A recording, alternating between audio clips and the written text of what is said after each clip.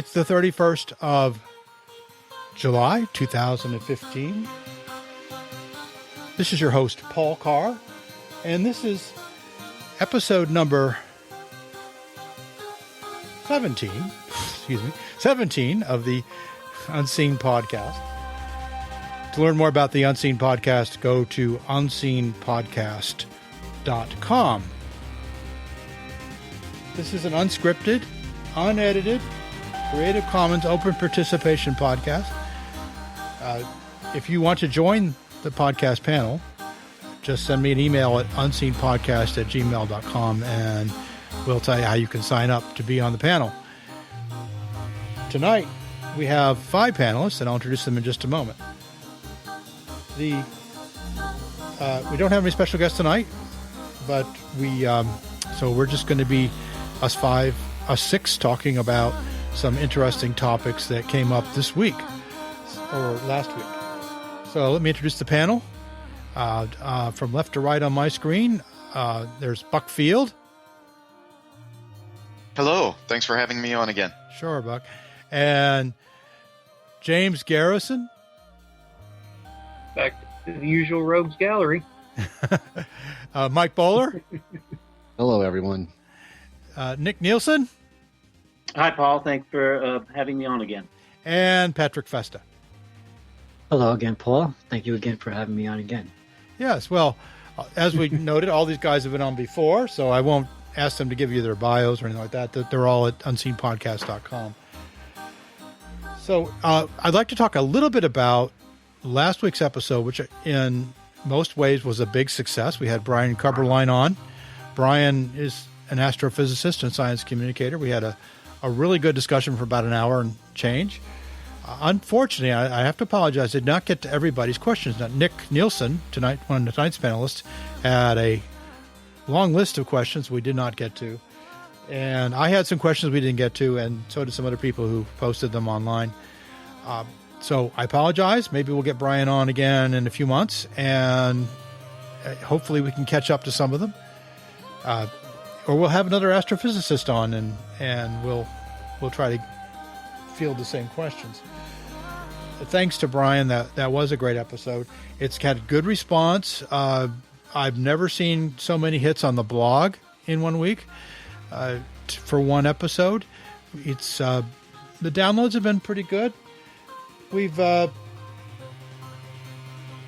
July has been our best download month, and so far by a pretty wide margin. And it wasn't just the Brian Cumberline episode. It was people downloading older episodes and the other episodes that we put out in July. So I'm happy about that. We're definitely moving out. We have a bit over 3,100 downloads so far, and I expect many more in the future.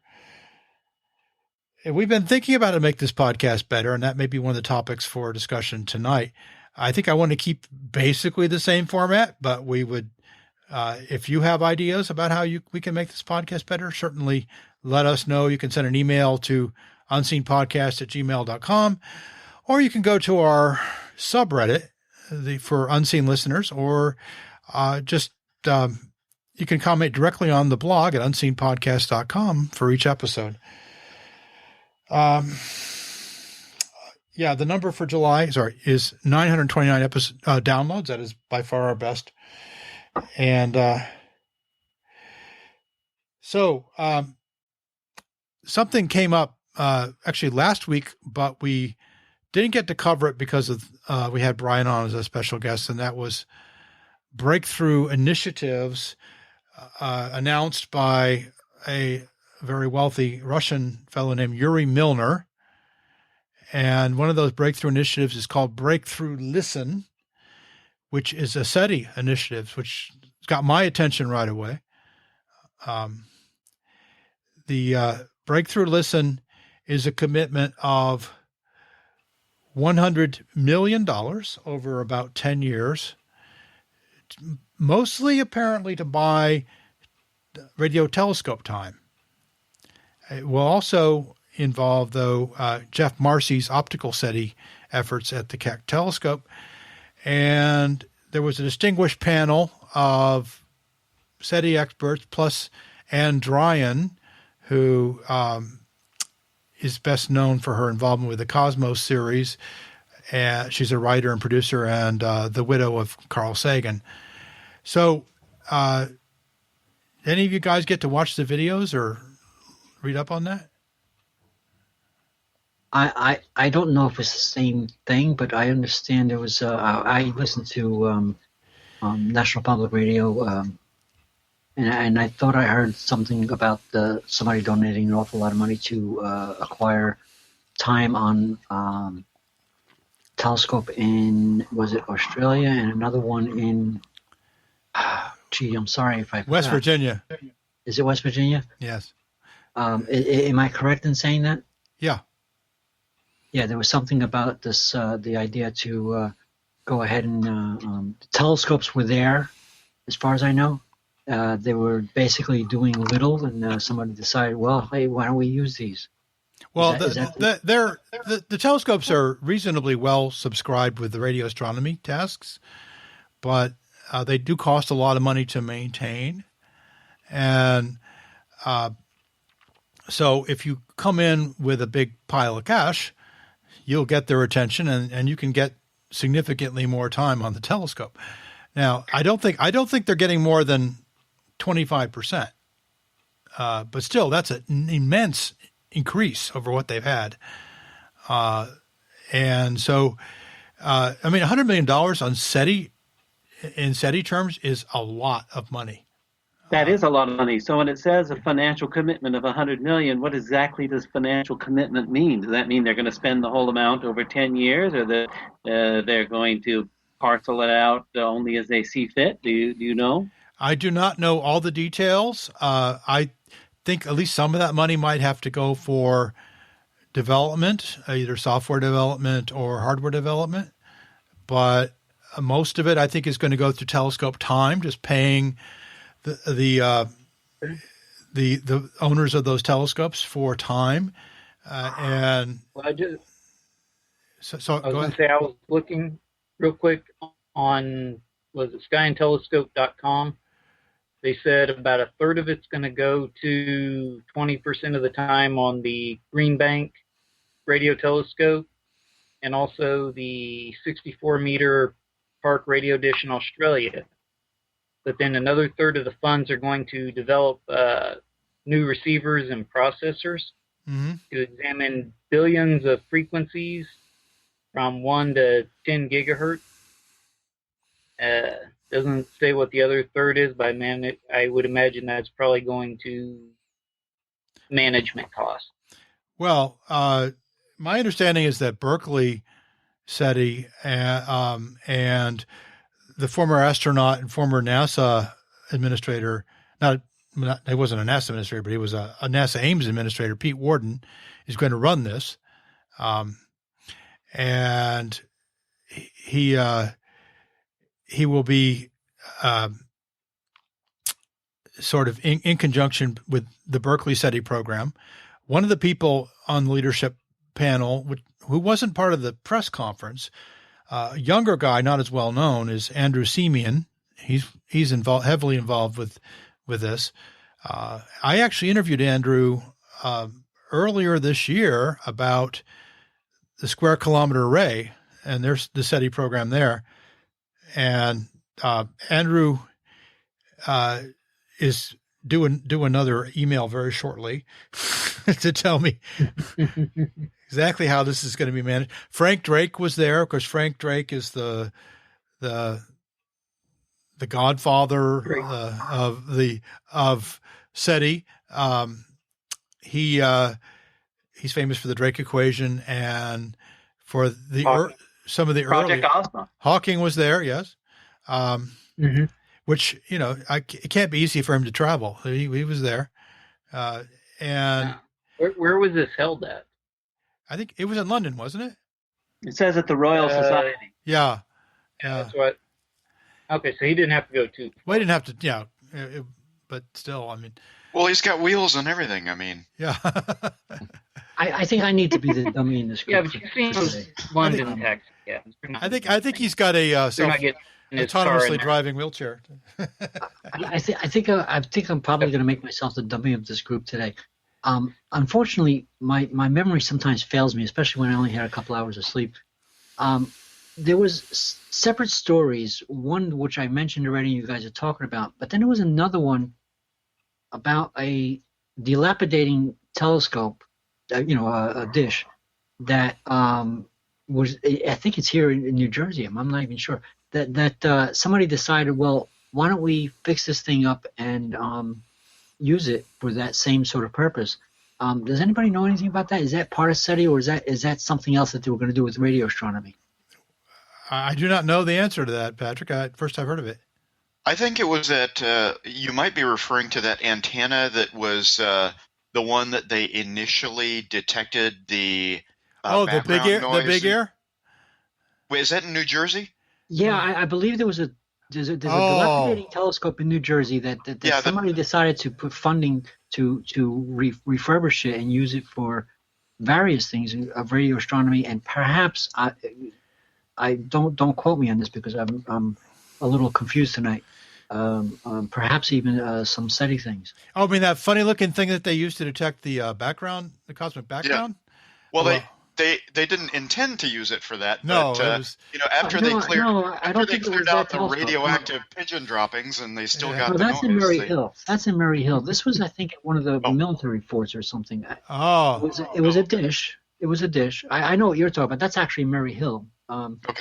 But this was a dish that was basically dilapidating, and they want to fix it up. And forgive me for being so stupid tonight. I had this in my head, and then it just sort of left. I didn't write anything down. I didn't record anything, and now it's leaving my memory. I thought maybe you guys would remember for me. No, sorry. First I've heard of it, Patrick.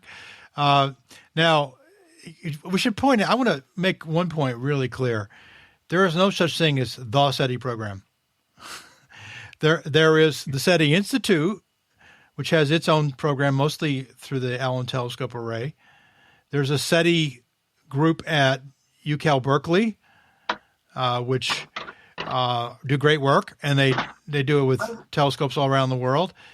And there are smaller efforts all over the place. Jeff Marcy's effort, Jeff, who's also at UCal Berkeley, is doing a SETI effort on the Keck telescope for optical SETI. I think there's an optical SETI program also at MIT. But there is no government SETI program anywhere that I'm aware of. Yeah. Yeah, I'm ashamed of myself because I know that I shared the post that I read with my Google, but apparently I didn't take the time to commit it to memory. There's a radio telescope dish in New Jersey, not far from me, that is being refurbished because somebody was interested in using it, and I apologize again for being the stupid one here tonight. It's not that classified one at the Bonsai Institute, is it?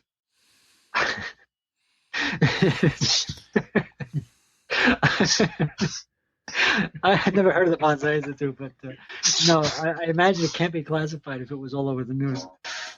How about aging hulk of satellite dish in Wall, New Jersey gets second life? That sounds like the ticket. That sounds like it might be it. Yeah. I just found an article here on some site called Newsworks. It says, standing 5 stories tall with a dish antenna stretching 60 feet, the radio telescope in Wall Township, New Jersey, tracked the first American weather sites in the 60s and was idle until Princeton University physicists learned about it in 2009. That's the one. Dan Marlowe is cited as the physics professor at Princeton who was involved with the project. Yeah, that's the one. And Wall is not very far from me. I wouldn't call it walking distance, but I need to get into the car and drive a few miles. But Wall is not very far from me. A hop, skip, and a jump on a couple exits down the parkway. Well, yeah, we don't know much about that yet. I mean, that's not a very big dish, so it's probably. Who knows what it's being used for? It's interesting that they were able to, instead of junking it, it's interesting that somebody was interested enough to refurbish and use it for actual science. And that's, Well, a lot of good science gets done with old equipment. What do we think the odds of successful detection of sign of intelligent civilization within the next 10 years? I haven't done it.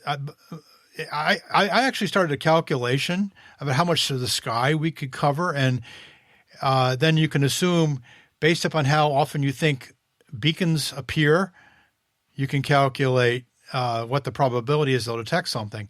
The problem is, even with these two telescopes, you're not going to cover very much of the sky, and even if they're both, looking at the same time, you're covering well less than 1% of the sky, probably more like a 1/100th of the sky. And this was the problem that you could have wow signals popping up all over the celestial sphere every day. There's some probability you'll have a radio telescope pointed at one of them, but it's very low. And so, but you can calculate, given that how long you expect the beacon will endure and how often you think those beacons show up, what the probability detection is. The problem is, of course, we have no idea how often they show up, and Well, I wouldn't say we have no idea, because we do have one sample. Right. We have a data point. Well, actually, there's lots of interesting signals that show up in lots of different programs, but none of them have repeated. And in my view, that's to be expected. The Benfords have done a lot of work, and we'll have to go into Benford Beacon some other time. But in fact, James Benford's in our community, so I'm hoping to get him on, looking at what if alien civilizations are bound by roughly the same laws of economics that we are. That is, energy is expensive. How expensive it would be, we don't know. But let's say they're constrained by the amount of energy they have available. Then an economic beacon would be, might not look like what we were looking for in the past, which was this pure sine wave at one frequency. It might be a very, very strong pulse. And so they're looking for lots of different things in these as the receivers get more sophisticated, they're looking for more and more types. The wow signal looked like a beacon. It looked like just a single narrow band beacon that was up for a few minutes, maybe. Because let's say you've got 1 million stars you think might be good candidates. How long are you going to be pointing your beacon at each star? Probably a few minutes, right? Well, what if you could cover the entire sky? What do you think? Well, I think that's exactly what should be done. Well, yeah, but let's assume we could do that. Would we expect to detect such a signal within 10 years? I don't know, because we don't know how many of them are out there. I have my own personal, hypotheses on these things. It's like for one thing, I certainly think that there's life out there, whether it be microscopic or whatever. Intelligent life is a little hard. I should say a lot harder to come by. So here's the thing. It's a matter of let's pretend for a minute that you think that somebody is going to meet you at a bus stop, or I should say, you think that somebody's going to be at a certain bus stop, and this person doesn't know you, but you know about him. You're a cop or something. You're looking for him, and you think that he's going to be at this bus stop, but you think he's going to be there at 12 noon, and in fact he is actually there, but he actually ended up there at 10 in the morning, and you showed up at 12 noon. He was already long gone. So there's that factor. In other words, there's likely to be a lot of stuff out there that came and went long before we started looking for it. On the other hand, there may be stuff out there that hasn't even come yet. Well, I'm sorry. That's the last term in the Drake equation. That accounts for that. In other words, I'm trying to sort of, I sort of use that idea. on the other hand, we were civilized people long before we started transmitting signals, and we were only transmitting for less than 100 years. But we could determine certain. So there could be civilizations out there that are not even transmitting. Yes, but some of that we could determine by atmospheric signatures. If you can get a spectroscopic analysis of an atmosphere of an exoplanet, and you can find certain pollutants in it, even pre-industrial pollutants, you could determine the existence of a civilization on a planet at a distance. Right. Well, I mean, we were strictly talking about actually looking for a signal, but yeah, you're right. I mean, that's an intriguing thing that's going on now. But that what you're talking about has of course been thought through very thoroughly. I mean, the probability of us getting a beacon from a civilization at the same age as we are is virtually zero. It would be a much older civilization, and it would be deliberately attempting to contact us. It would not be right now. We don't have random pollution. It wouldn't be random pollution. Probably not. We don't have a receiver sensitive enough unless. Yeah. Well, now, eventually, and we're getting closer to that. The square kilometer array will be able to detect things like an airport radar at a pretty far distance. That's what it says on the Breakthrough Initiative's website. Quote, if a civilization based around one of the 1,000 nearest stars transmits to us with the power of a common aircraft radar, Breakthrough Listen telescopes could detect it, unquote. So that's a pretty robust claim. Yeah, that sounds like Andrew Simeon's calculation. I'm going to have to ask him about that. It's the same thing about us having our TV stations being received by some alien life. By the time it gets to wherever they are, the signal is so weak. It depends be a miracle on for them to be able to pull that out. Our TV signals are very weak at even just out at the outer edges of the solar system. They're extremely weak. You would have to have an enormously sensitive receiver to pick them off. But a radar, which has very directional and has a lot of power, for example, or like the Arecibo radar, which is tremendously powerful. Now that's probably the best. That's probably the best benchmark. With our technology, we can easily transmit from Arecibo with a 400 kilowatt transmitter and send a very, very narrow beam out into space. Could that be detected? Yes. You would not need a ridiculously large aperture and extremely sensitive receiver. I mean, there are thermodynamic limits to what you can detect, right? And you have to have your ear pointed the right way. Yes, you do. Yeah. Now, you mentioned an omnidirectional antenna. That is completely within the realm of current technology. The thing that you need is tremendous amount of data processing, right? In fact, there are a couple of them working at lower frequencies. There's the Owens Valley one that is run by Caltech, and it is operating at lower frequencies. And there's a European radio telescope called LOFAR, which again runs at lower frequencies, not the frequencies that we normally consider interesting for SETI, but who knows, and Ohio State, the people who put together the big ear that detected the WOW signal in 1977, they have built a prototype of an omnidirectional array that, if large enough, it's not right now, it's very small. It could be as sensitive or more sensitive than the big ear and cover half the celestial sphere. In which case, any WOW signal type beacon would immediately be detected, no matter where it was coming from, if anywhere in the sky. If you had two of them on opposite sides of the planet, you could, and ideally you'd have like one as far north as you could get it, one as far south as you could get it. They could cover virtually all of the sky all the time. And now, how much would that cost? I don't think it would be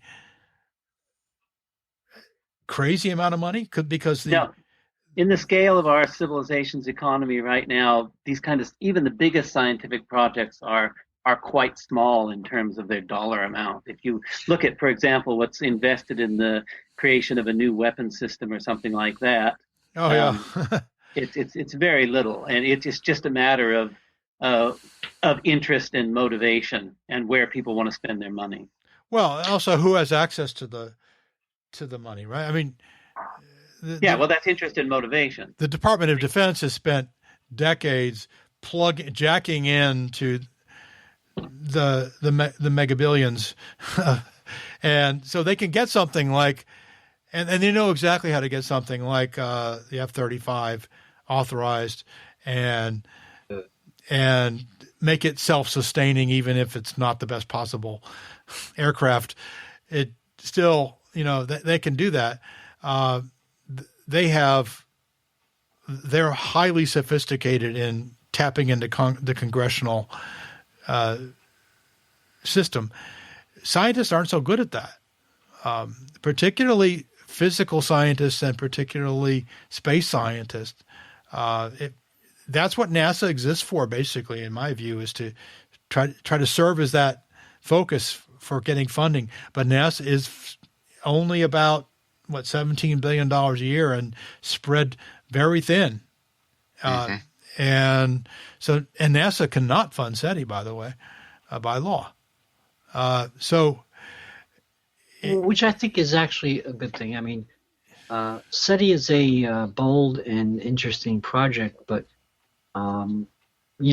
perhaps they can get a few pennies.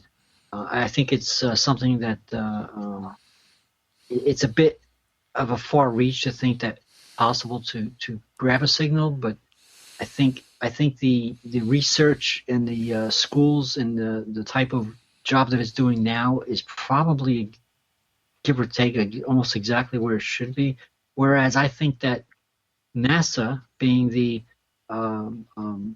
this country's means of reaching the goals in the space exploration and or other projects, should be more funded, or at least much more attended to. In other words, whereas I think SETI is more of a college student project, and it should be, whereas NASA should be a government project. Maybe I'm saying it wrong, and maybe I'm being NASA funds a lot of things. Like New Horizons was not really done by NASA; it was done by Southwest Research Institute and APL, which was part of Johns Hopkins. Colleges and research institutions. Messenger the PI for Messenger was at the Carnegie Institution. And again, that was done by Johns Hopkins. Okay, yeah. I guess I have a habit of throwing everything that goes into space into the NASA bucket. I guess my mistake. Yeah, I mean, and of course Europe does a lot of stuff, but the European Space Agency, which is much smaller budget than NASA, will not fund SETI. And I spoke last year with Alan Penny, who's the coordinator for the UK SETI network. They get tremendously little money from anyone there, and they're really scrounging for funds. I mean, compared to they're quite envious of what the SETI Institute get, which is not much. The SETI Institute occasionally gets someone like Paul Allen to donate, a few $1,000,000 so they can put together a facility. But it's interesting to note, though, that culturally there never was much of a background in SETI. The early SETI projects and early SETI scientists were all Russian and American. Like Shklovsky and Kardashev on the Russian side, and Sagan and Drake on the American side. Yeah, well, you don't find it much. There's not much SETI interest elsewhere in the world if we measure interest by the willingness to spend money. And it was my understanding that this Breakthrough Initiative was, I think you said it was funded by a wealthy Russian man. Yes, it was. His name is Yuri Milner. He seems like quite an articulate fellow. He was at the press conference and actually led the press conference. His English is excellent, and I mean, that's something. When I talked to Seth Shostak, I asked him, "What's the question nobody asks you?" And he says, "Well, here's my question." I said, "I would like to know, why is SETI such an American institution? Why isn't there more interest around the world?" And there is a little bit in Japan. There's been a little bit in Italy, but really just a trickle. And you think Hollywood's got something to do with that? I have no idea. Well, on that subject, talking about the Russian interest, since I was a teenager, it's always been, and these days you're actually seeing some new interviews and stuff with the older astronauts on how scientists cooperate on the space station, for example, and other. When I was a teenager, it was the Apollo Soyuz mission. I became almost emotional over the idea that the scientists from around the world can work together I know this is live, so I'm going to say a nicer word than I really want to use, like F the politics. These people work together because they're scientists. The interest is to expand the knowledge, do scientific research, etc. And Paul, I'm going to ask you specifically because you're more attached to the NASA than anybody here, I think. Do you see this as possibly becoming bigger? It's been so slow. I'm 56 years old. I'm talking when I was a teenager, so we're talking 40 years ago. It seems like it's so slow for the societies around the planet to grasp the idea that these scientists, these guys, these astronauts and cosmonauts and what have you, all go out there and they don't care about the politics on the planet. They work together. The idea of them just doing their jobs and learning and things like that.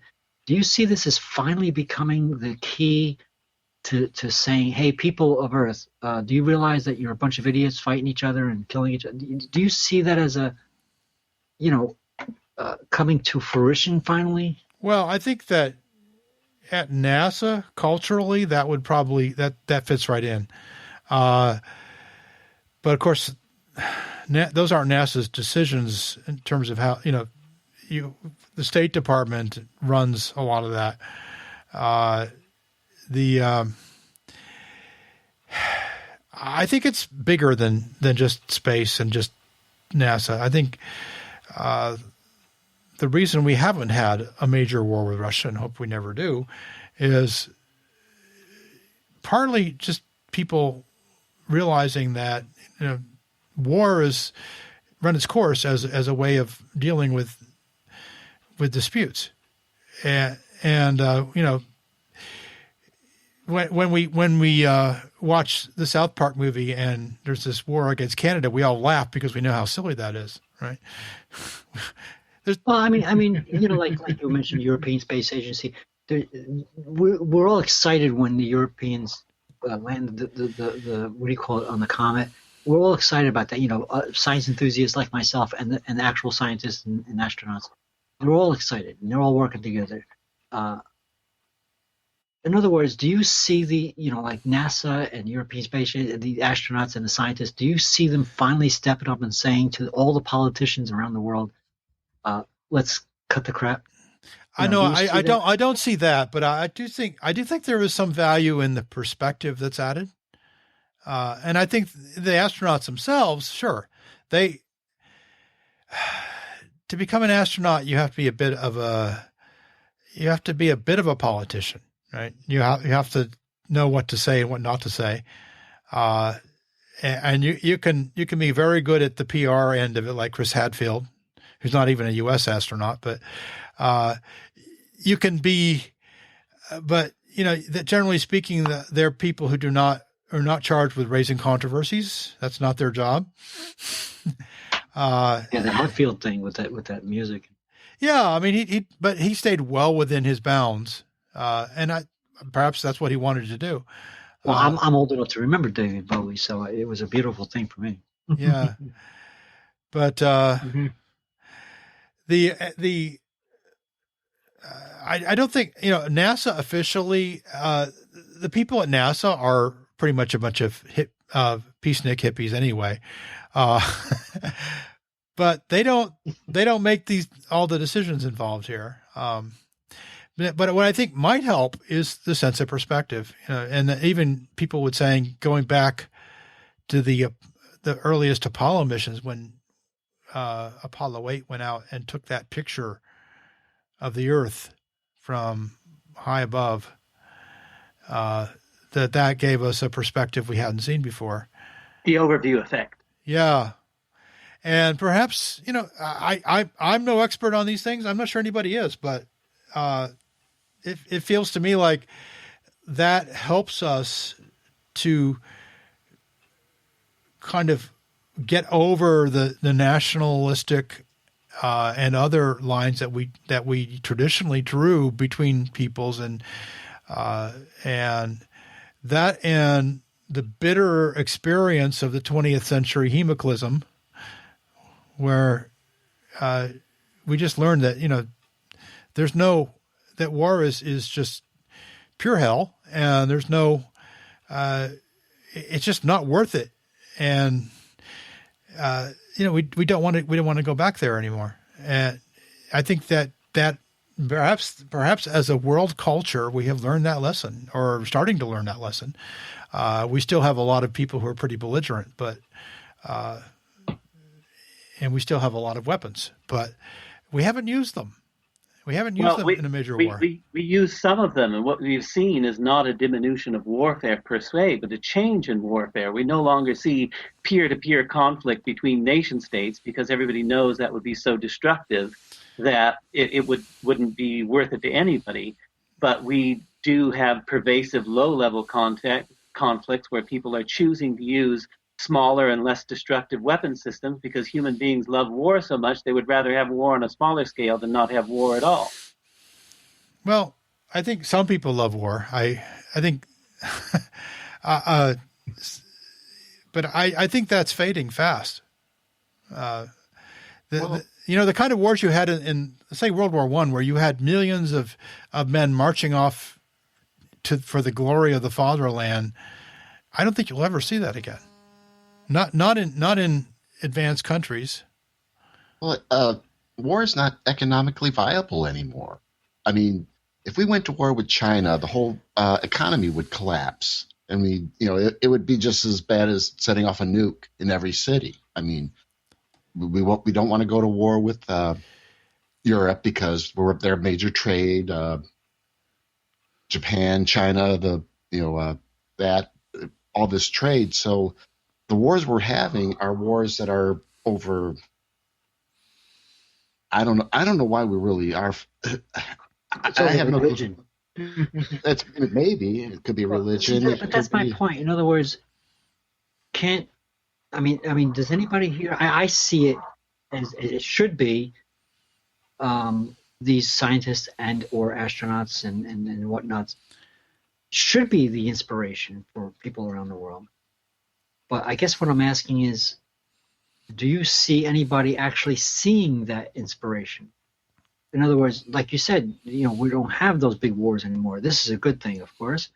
But do we see this as the trend towards a global society?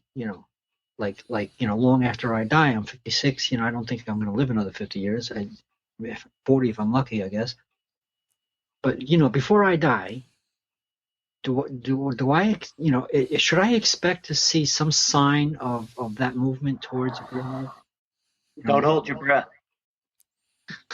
If you look at the original Day the Earth Stood Still movie, and all those themes are present. That scientists can come together and agree, but the military is there and they're the one with the power, and the only reason people are going to get together is they're going to get together under threat of alien extirpation. Well, so that's just I was using the idea that, and it's been going on since the United States went into the space race and all that. The idea that the scientists in the space station today are Canadians and Russians and even other countries. They're working together, and they've actually come on air and on record and said, this is how we actually scientists work together. Screw the politics. This is what I'm saying. Is there a sign that says maybe are the people listening to them? I know I am. I am one of the people that are listening to them, but I'm hoping that more than just me. Yeah, well, more than I just think you, but it's still a minority. Yeah. I mean, it's a shame that that the scientific community. I mean, there is that natural. They can't seem to communicate outside their. I mean, there's guys like us who are into the science, but beyond that, how do you tell somebody who's trying to keep a roof over their head and food on the table that we need a SETI program, or we need or we need a mission to Pluto? You're not going to convince them that, and so I think once we can break down that those areas and say, hey, this is gonna be important. I mean, Yeah. we're gonna find new resources. We can terraform Mars. All this kind of stuff that would be kind of a benefit to us. Yeah, but I think that you kind of sell it more on an emotional basis. Like we've seen in the last 2 or 3 weeks, so much love for the Pluto mission, right? Just people just pouring out their love for that, right? That they're The gigantic planet-sized heart didn't hurt any. no, that didn't hurt, but I think it was also just this little robot from Earth went by a planet 4.5 light hours away, and that we had never seen before. And there was the drama. The thing shut off. Was it going to come back on for the flyby? I mean, there was a fair bit of tension and excitement. Yeah. It was pretty theatrical. Well, there was, I'm sorry. A quick reference to the Day the Earth Stood Still was actually an adaptation of Farewell to the Master, written in the 1940s in the Pulp Fiction magazines. oh, I didn't know that. So a good piece of trivia there. that was Story, and the movie had been changed. But anyway, I didn't mean to interrupt you, Paul. Sorry. yeah. By the way, the score of that movie is one of my very favorite movie scores of all time. But, but I'm saying, it's not so much, that we're going to go mine Pluto and become trillionaires from that. It's just we love what happened. We love what we did. We're sending Donald Trump. Well, that would be icing on the cake. Yeah, no, in terms of Actually, he's been replaced with an orangutan, and nobody knows it yet. But but in terms of what Patrick was talking about, though, listening to scientists rather than whoever Kardashian or whoever's popular right now, or the politicians, you think back 100, 150, 200 years ago, scientists were the rock stars. Marie Curie, Einstein, going back even farther, you've got Galileo and Newton, and those guys were the rock stars. They were the ones everybody paid attention to. And at some point, we've just gotten to where we have celebrities for being celebrities, which I still cannot wrap my blasted head around that. well, it kind of you can be it's very famous for doing meta, stupid right? stuff. I should. We're getting more meta. Well, I should be. I'm If famous you for can being be famous for just doing stupid things, I should be on the TV all the time. I do stupid stuff constantly. Well, yeah, it's like those memes that come out. If you know who this Kardashian is, if you know these people and you don't know who these people are, and these people who are listed are people like Neil deGrasse Tyson and maybe even Brian Koberlein, and then you're part of the problem, right? That's those memes that come out. There's other stuff that's also involved in that, but that's the idea. In other words, I'm sorry, I don't remember his name. He did a documentary on a science show. He said when physicists and scientists become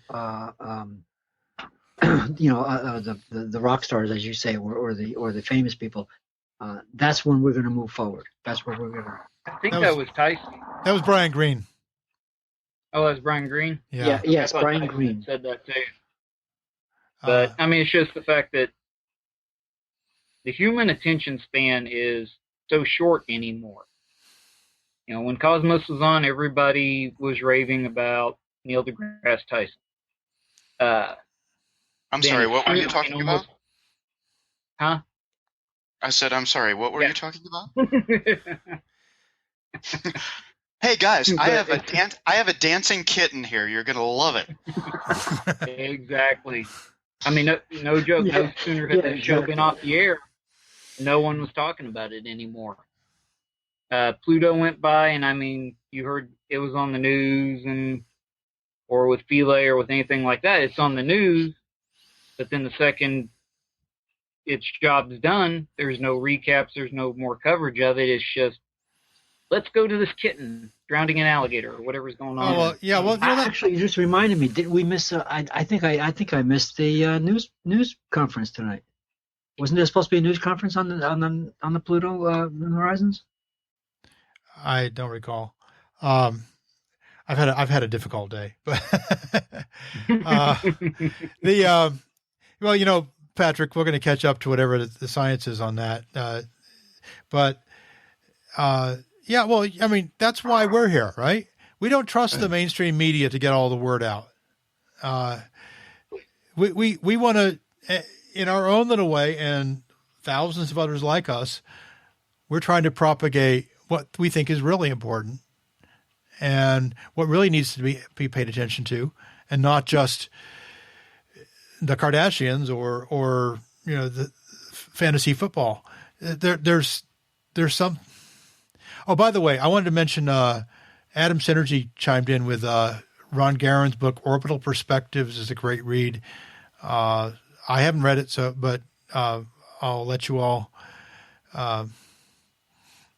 take that bit of advice from Adam, who's quite a knowledgeable enthusiast on these matters.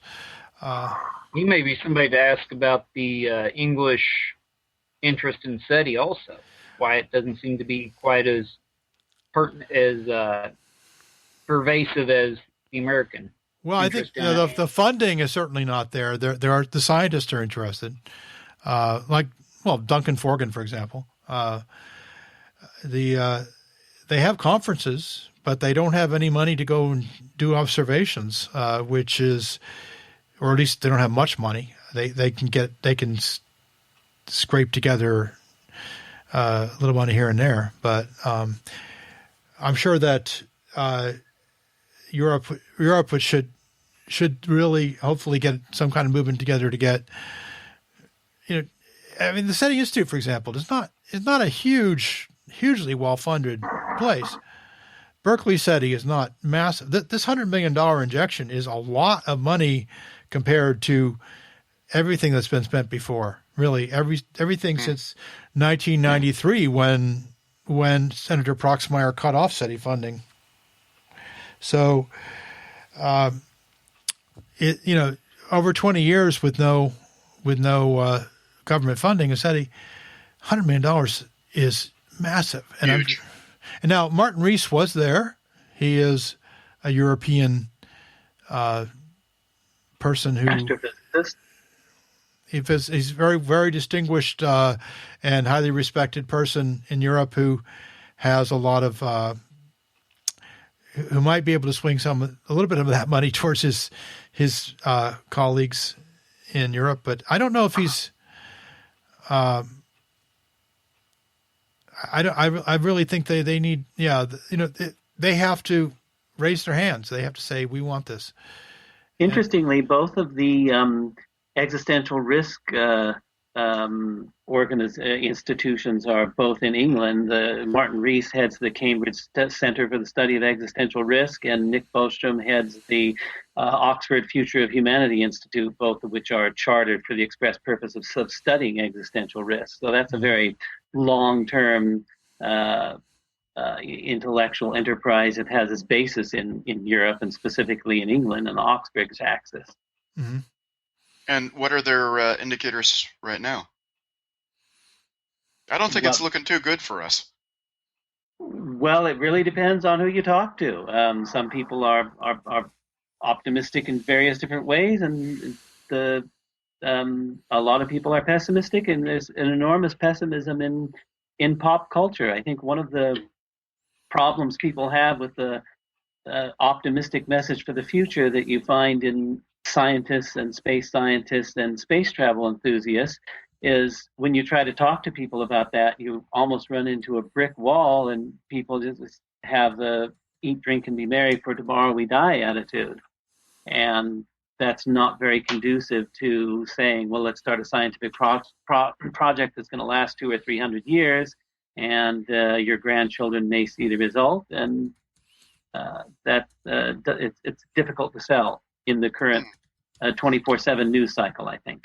Well, I'm more concerned rather than like how the worst among us behave. I'm more concerned with like the best arguments on each side.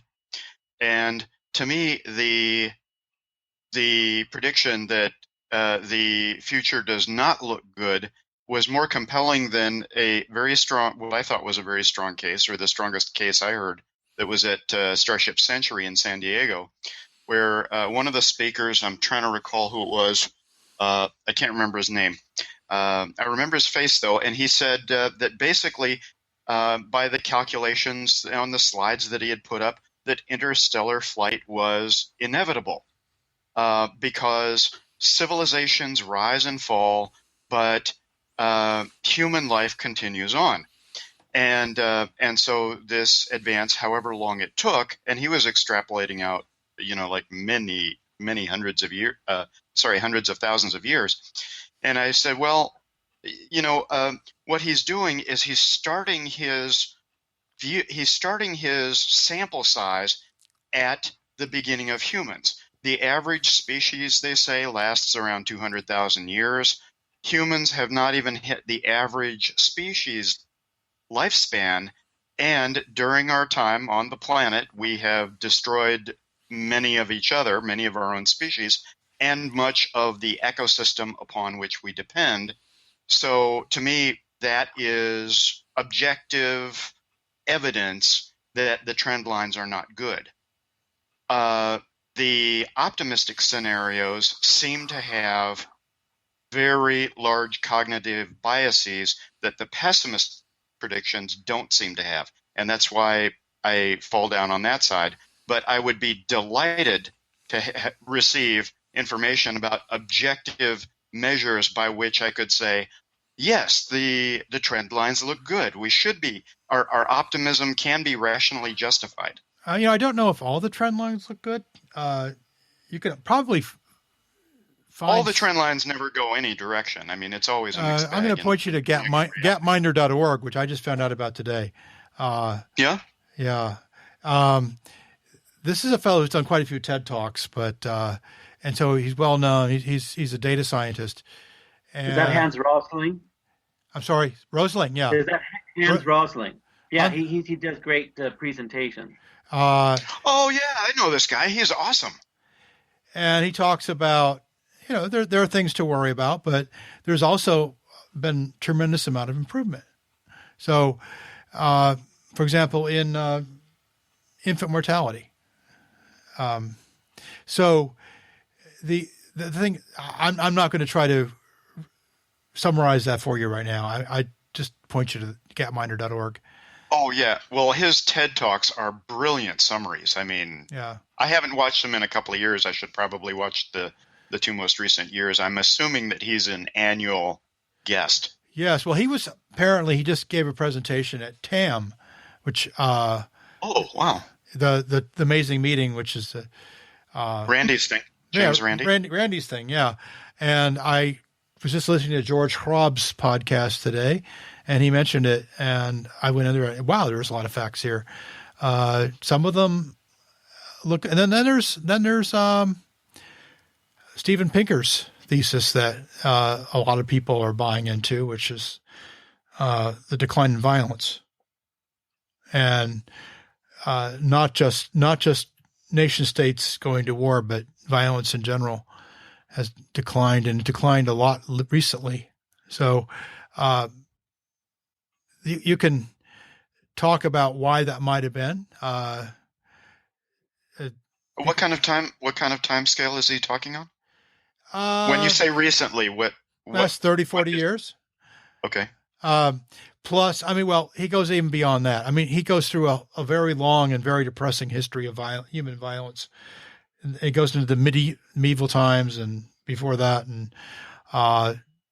and talks about how likely you were to have been killed in battle at different points in history and so forth. If you I listened to an Irish podcast, and it's a wonder there's any Irishmen left alive. Well, but the Irish have stopped killing each other by and large. Other left. Yeah, that's only been the last 10 years. That's right. But I mean, that was almost inconceivable 50 years ago that they would make peace. The end of the Cold War was inconceivable 50 years ago. Yeah. And you know, yes, there is still violence. Yes, but it's the number of people killed in violence and in battle has sharply declined, even in the developing world. So, you know, it's something to look at closely. I don't know I don't have any answers for you, Buck. I just know that it's not all going to hell in a handbasket.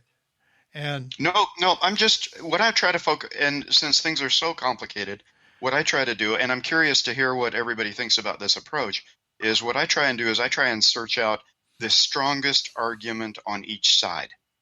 And then, because, you know, like you listen to these political debates and both sides do exactly the same thing, which is they point to crappy examples of reasoning on the other side and say, look at how unreasonable they are. We have to fight that. And political polemics are they're the worst. I think they're very clear examples, but I think, I mean, you know, you can look at, varying the different flavors of quantum mechanics and look at the justifications that they're used, and from criteria that we normally would apply historically for what constitutes good science, they're equally bad. To me, this is a defect of ordinary everyday cognition that we just possess by virtue of being human and thinking about such things. And so my home remedy for that, to try and keep myself somewhat inoculated from falling into it as I do, is I have this rule for myself, and that is get the strongest argument and go with that. And I don't like the extinction scenario, and I would really like to find, you know, anything of at least plausible strength in opposition. Well, you know what? Go ahead, Nick. Have you read John Leslie's book on human extinction? It's quite detailed treatment of the mediocrity argument for human extinction, saying, arguing that we're in the middle of our species' life and will inevitably go extinct in a symmetrical period of time into the future. A lot of people have written academic treatments of this argument, and there are strong arguments on both sides. There's no question about that. Leslie?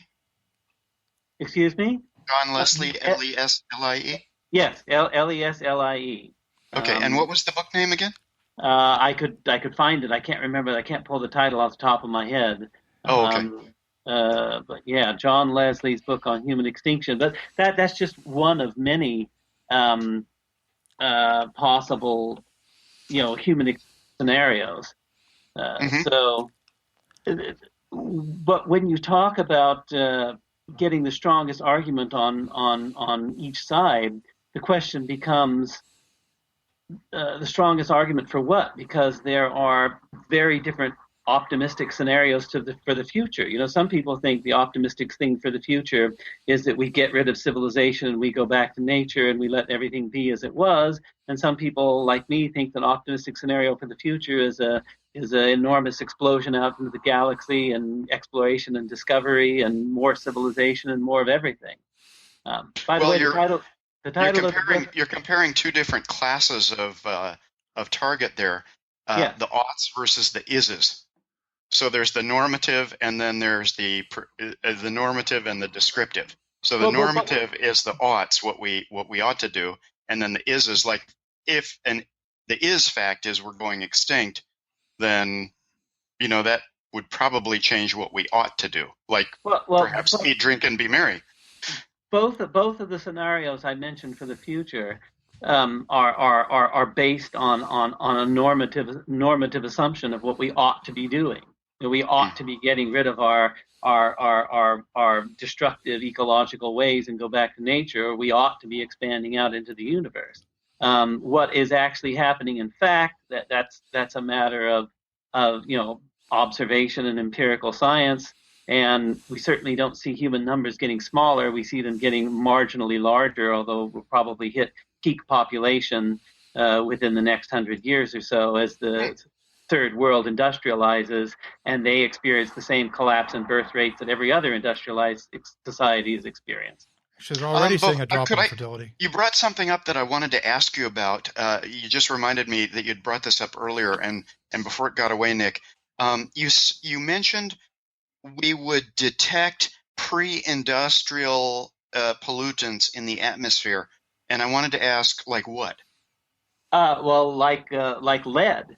The ancient Romans had a significant industry of melting down lead that produces very small, not large, but very small concentrations in the atmosphere. The people who study ice cores in Antarctica can go down to a level 2,000 years ago, and they can say, well, this is the processing of lead in ancient Roman industry.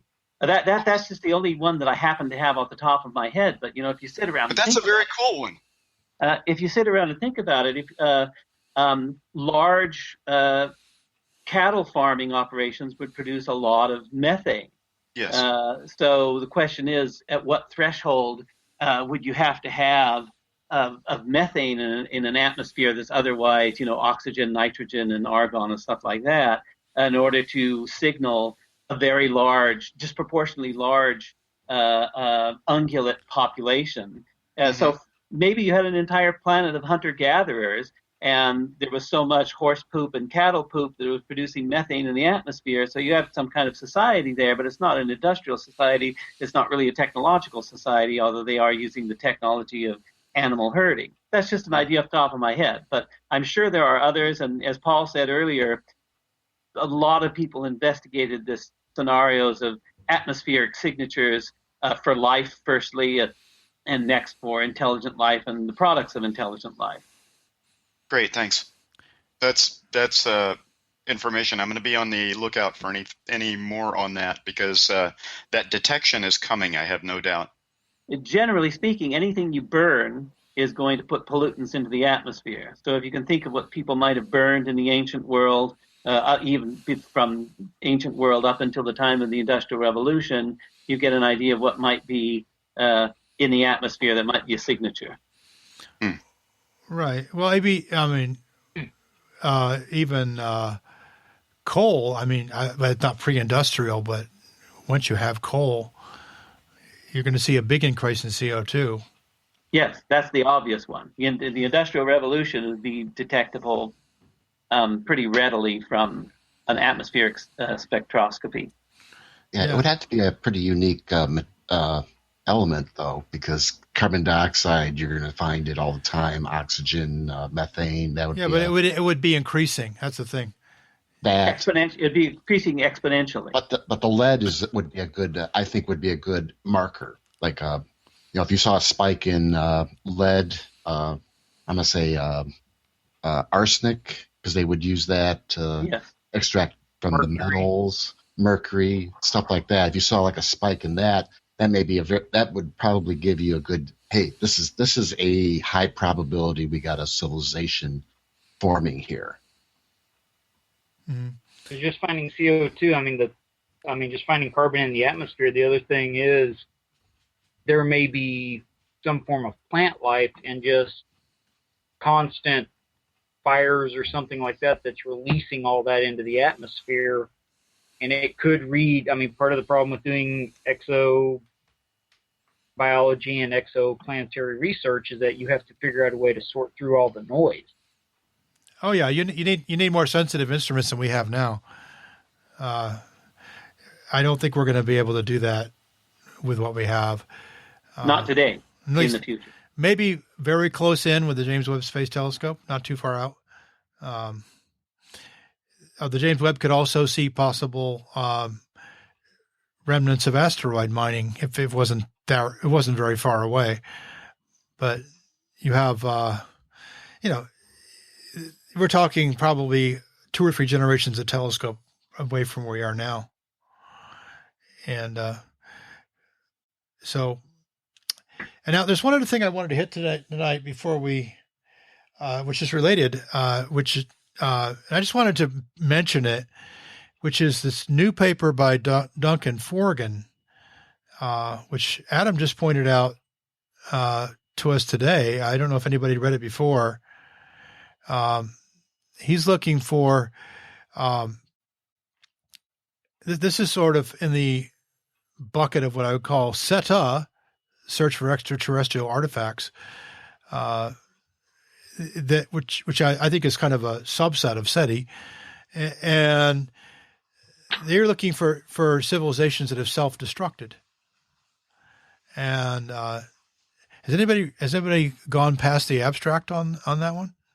I skimmed parts of the body of the paper. The full title is Observational Signatures of Self-Destructive Civilizations, and it looks like a really interesting piece of work.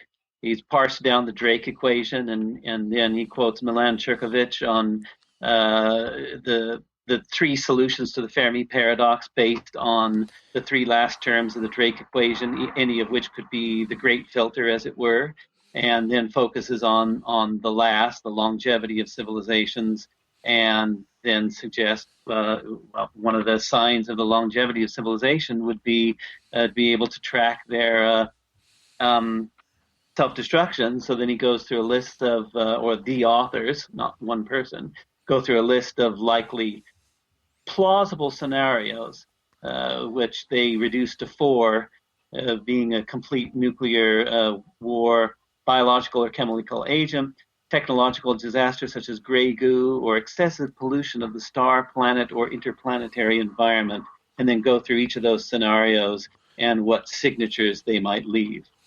Great. Well, I've had Duncan on the WOW signal to talk about similar subjects, so I'm going to have him on hopefully soon to talk about that paper. I think Stephen Dick and I talked about that a little bit. Oh, yeah. Well, I mean, it might be a sort of a backdoor way to estimate that 7th term, which is something that right now we don't really have a good estimate for at all. It could be anywhere from 100 years to 1,000,000 years. We just don't know what it is. So even just narrowing it down to to 2 or 3 orders of magnitude would be. Yeah, it's a great innovative approach. I'm looking forward to reading the paper more carefully. Right, yeah, me too. Yeah. And if you guys maybe have any the only questions, reason we didn't. Yeah. I was going to say maybe the only reason we didn't wipe ourselves out was because there are actually several different forms of hominid that developed around the same time. That may be the only reason that we had to kill ourselves out when we figured out how to pick up a stop. Now we're going down back to the 5th term in the Drake equation. Yeah, I mean, well, there were, and that's probably a good discussion for another episode. But the evolution of Homo sapiens back at the very dawn of our species is something that is just starting to come into focus for us, I think. What I'd like to ask is anybody has questions for Duncan on that paper, get them to me. You can send them to wowsignalpodcast@gmail.com or unseenpodcast@gmail.com, and I'll make sure that I'll collate them and try to get them to Duncan, who's been very helpful to me in the past. I also want to talk to Andrew. Do you have a link up for that? I don't have it up. Well, I don't have it on the show notes because the show notes are not written. But I will. The show notes, of course, will be out tomorrow, and the links generally accrue over a couple of days until they're mature. But Duncan's been he spent some time with me a couple of years ago. We had a good talk about some of his other papers. So,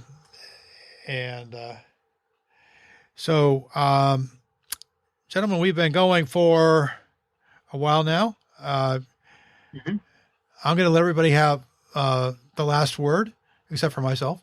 Now, I get the absolute last word, but because I'm controlling the recording here. But It's your show. Well, I'm the one who can edit it. Well, I don't edit it, but if I wanted to edit it, I could. So anyway, we will start again. And, first of all, please go to unseenpodcast.com. If you have any questions, comments, or you want to find out more, we'll have links at the show notes.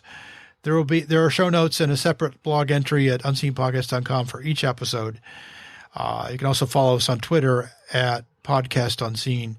So let's start. Let's just go around the table. Buckfield.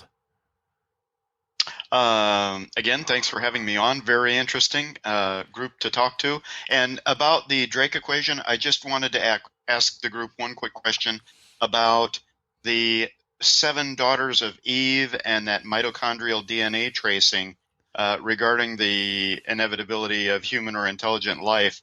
It seems to me like the very small breeding group that gave rise to us was skin of our teeth. We're very lucky to be here, kind of historical lesson. And I was curious if anybody else had anything else to say about that.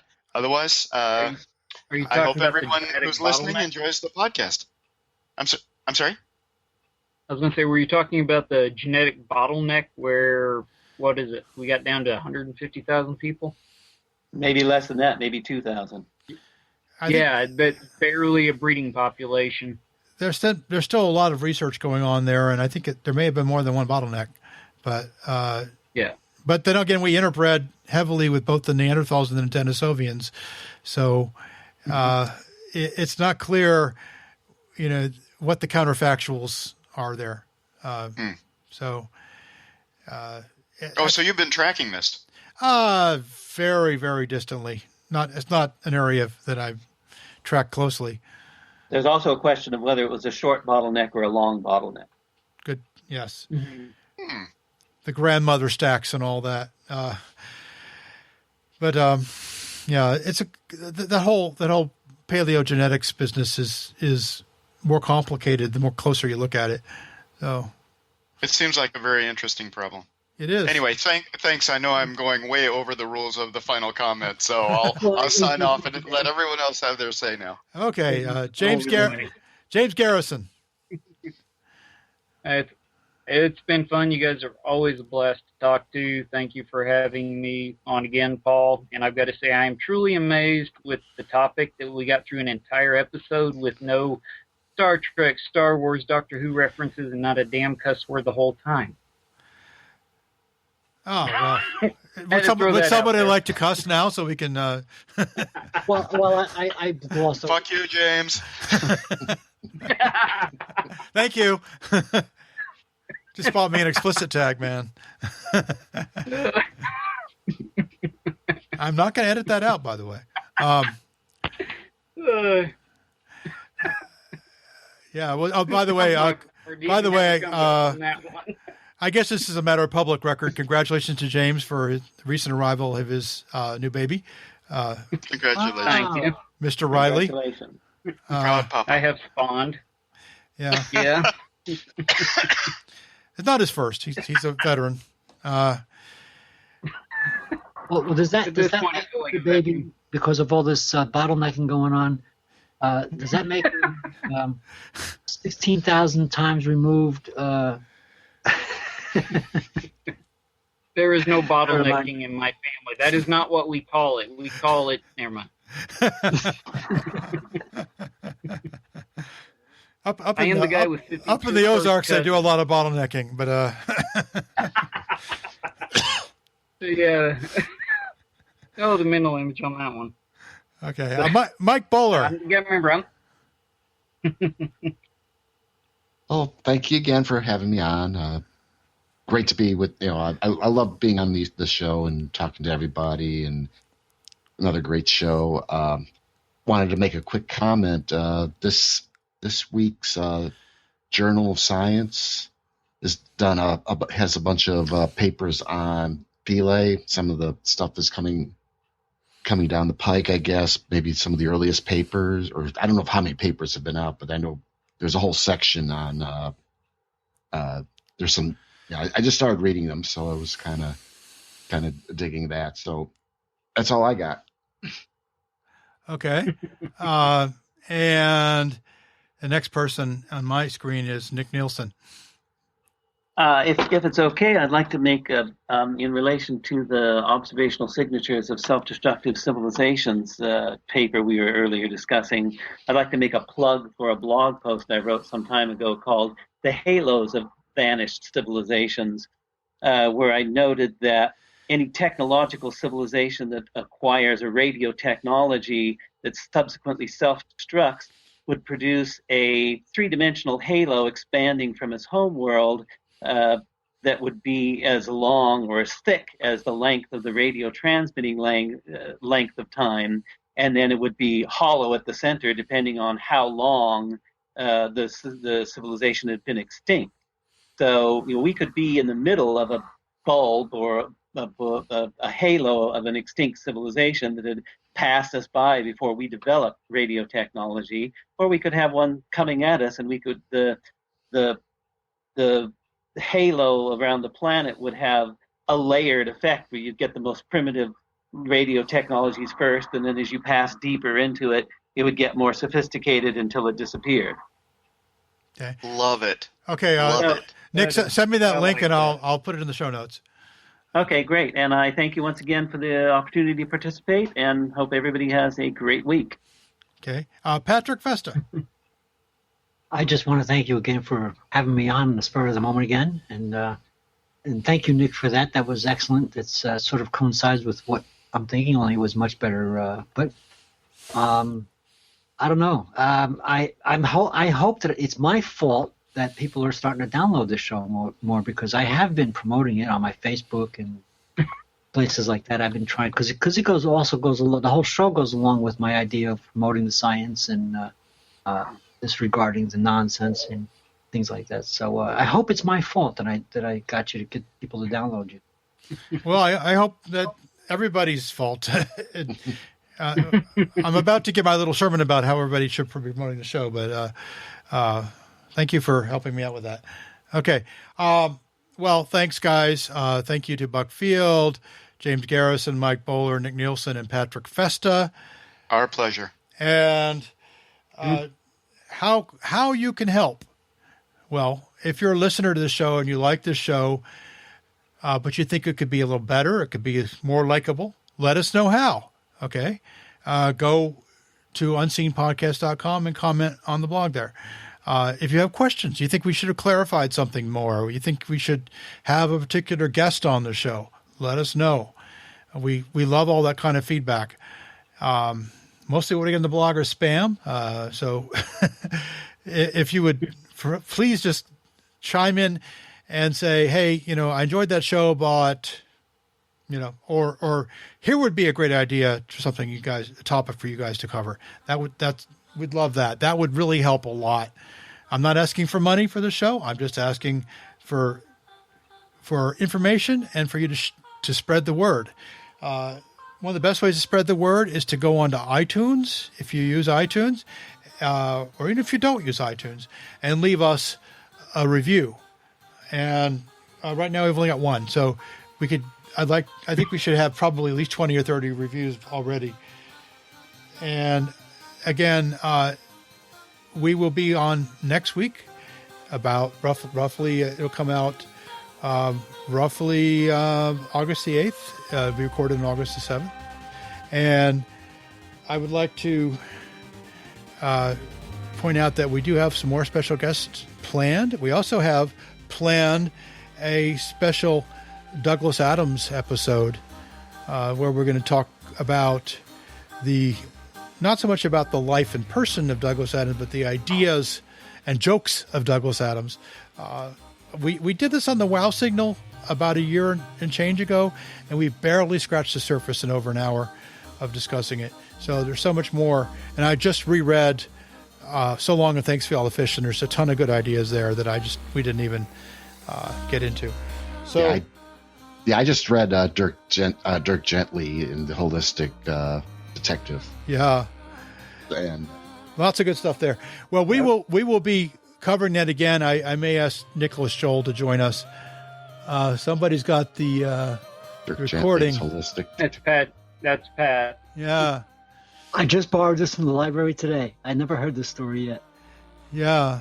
That one's a lot of fun. I've got the Hitchhiker's Collection. The only one I didn't really enjoy was Mostly Harmless, but that maybe because it seemed like it was kind of a bitter contractual obligation book. But Ooh. Audible's got a lot of that stuff on there. That's when I'm driving back and forth between Chicago and Detroit. I have to have an audiobook to do that. So okay. Well, if you haven't read Douglas Adams, you've got a few weeks to bone up on him, and you can get through Hitchhiker's Guide to the Galaxy in about an afternoon. So definitely read that. Mm-hmm. And if this, I'd like you all to go to unseenpodcast.com again. If you want to contact me or the rest of the team, you can email unseenpodcast@gmail.com. This has been episode number 17. It's the 31st of July, 2015. And good night. See you next week.